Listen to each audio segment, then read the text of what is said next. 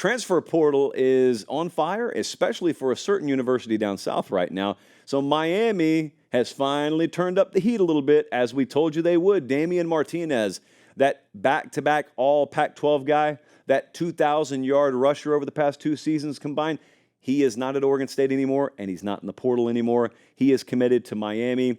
Colin, just dust it off. Remind the folks what we said about this the other day. They're going to make moves at running back in the portal. I told you that it's not a great fear of theirs that they lost a guy or two. They are about to add a guy or two, so not much doubt there. And they've added a guy, and in the last hour, they've added a guy or two. This right here, by the way, at running back for Miami is what they should have done last cycle, and I think they know it internally. I think they may have looked at that room, and there were some people inside the building that said, we got Fletcher, we got Parrish, like we got Chaney. Those guys are good enough. And they were good enough, but they weren't top end. They're not good enough to go win the ACC with when you've got teams as loaded as Florida State or you got teams that are built like Clemson.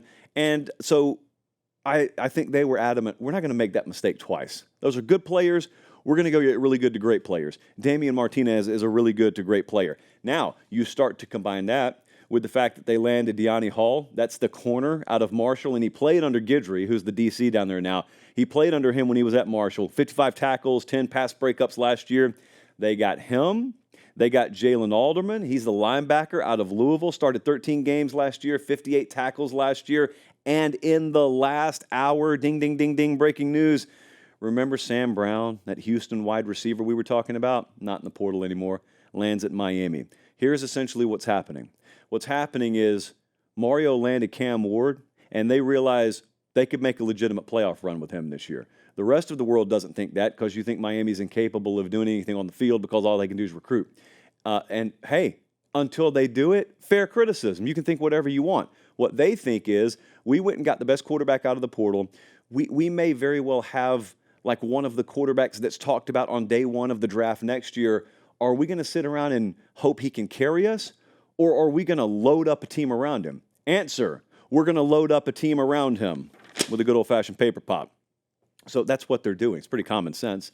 They were always going to be ultra-aggressive in this post-spring portal window, and this is it, and may still not be done. We'll see. Dylan Edwards, the running back from Colorado, he's landed.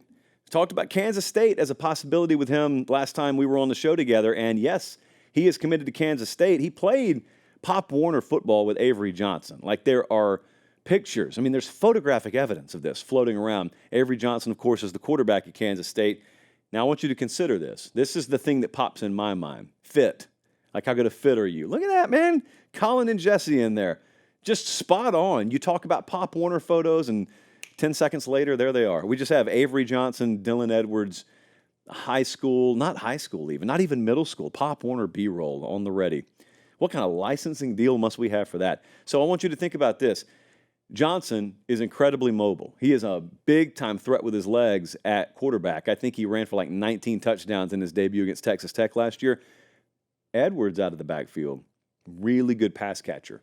So the versatility that they have with those two guys on the field at the same time makes you think some special things can happen at Kansas State. And Connor Riley is the new OC there. Look, they got Giddens back, too. DJ Giddens is just there. Like, as a running back, he had 1,200 yards and 10 touchdowns last year. He returns. So they could be very, very explosive and very versatile, very multifaceted, multidimensioned, if you will, in the offensive backfield. DJ Waller is a safety that went from Michigan to Kentucky. Not an apples-to-apples comparison, but felt kind of like Brooks at Texas in that he's a good player. He didn't have a ton of like proof of performance, as we would call it last year. He got on the field some. He was a freshman defensive player of the week, I think like 5 times for them last year. But this was the year where they really wanted him to scale up. But he went through spring at Michigan and realized he probably didn't have a chokehold on a starting job. And so he goes elsewhere. And that's just a casualty of depth.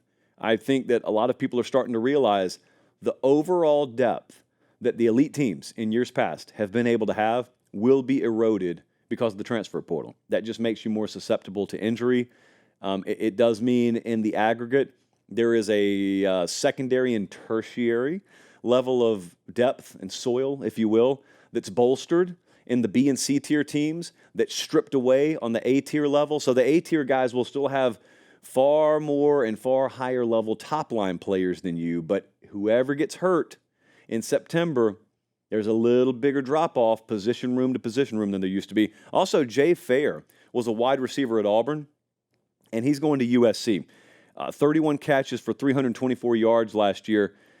USC at wide receiver, outside of Branch, is not overly proven.